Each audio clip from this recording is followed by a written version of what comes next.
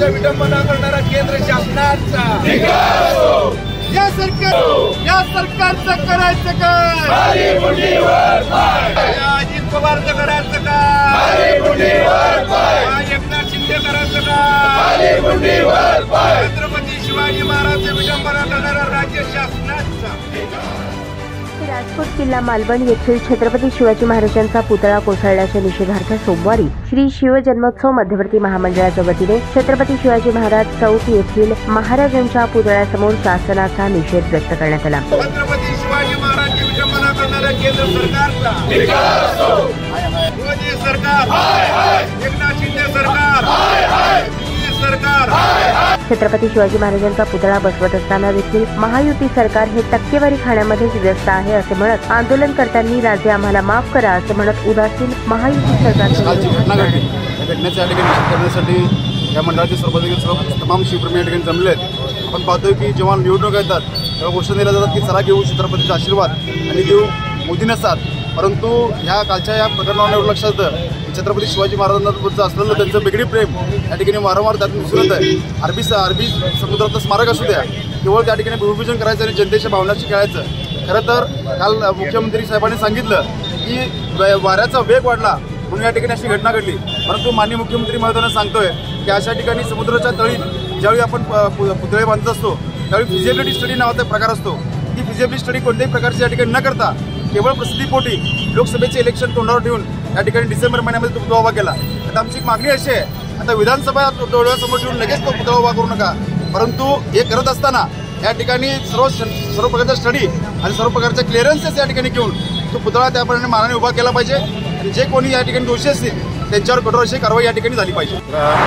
जो 35 कोटी पुतळा केवळ 8 महिन्यापूर्वी या देशाचे पंतप्रधान नरेंद्र मोदी यांनी मालवण येथील राजकोट किल्ल्यावर उभा केला होता, केवळ लोकसभा डोळ्यावर समोर ठेवून छत्रपती शिवाजी महाराजांवर किंचित प्रेम नसणारे नरेंद्र मोदी, एकनाथ शिंदे, अजित पवार, देवेंद्र फडणवीस यांनी मताच्या लालचेपोटी अत्यंत निकृष्ट दर्जाचा पुतळा त्या ठिकाणी उभा केला।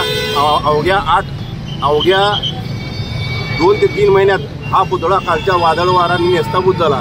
कालचं तिथलं जर वातावरण बघितलं तर शिवप्रेमीच्या डोळ्यात पाणी येतील। प्रचंड प्रमाणात शिवप्रेमी नाराज आहेत आणि हे सरकार फक्त छत्रपती शिवाजी महाराजांचं नाव घेतं, छत्रपती शिवाजी महाराजांचा आशीर्वाद मोदी के साथ म्हणतं आणि हे पुतना मावशीचं प्रेम हे छत्रपती शिवाजी महाराजांवर दाखवलं जातं। अशा सरकारचा आम्ही धिक्कार करतो आणि येणाऱ्या काळात किती दिवस गेले याला महत्त्व नाही, अत्यंत चांगला पुतळा, ब्रांजचा पुतळा त्या ठिकाणी मोठ्या भव्य दिव्य प्रमाणात उभा करावा आणि विधानसभेला ही लाडकी बहीण योजना असतील ही योजनेपेक्षा छत्रपती शिवाजी महाराज हे आमचं दैवत आहे, अशा या दैवताचा अपमान करणारा राज्य शासनाचा आणि केंद्र शासनाचा मालवण इथे घडलेल्या दुर्दैवी घटनेचा धिक्कार करण्यासाठी तमाम सोलापुरातील उपस्थित शिवप्रेमी राजे आम्हाला माफ करा त्याने भ्रष्टाचारामध्ये तुम्हाला सुद्धा शिल्लक सोडलेलं नाहीये। या दुर्दैवी घटनेचा शिवजन्मोत्सव मध्यवर्ती महामंडळ सोलापूरच्या वतीने आम्ही तीव्र शब्दात धिक्कार व्यक्त करत आहोत।